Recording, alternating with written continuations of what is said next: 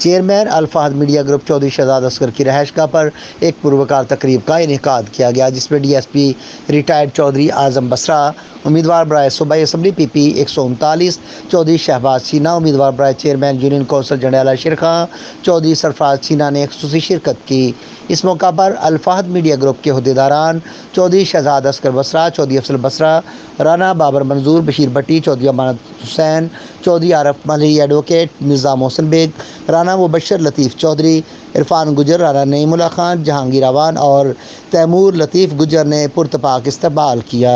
चौधरी मोहम्मद आज़म बसरा और चौधरी शहबाज सीना ने मीडिया से गुफ्तगू करते हुए कहा कि आज के दौर में मस्बत सहाफ़त वक्त की अहम ज़रूरत है।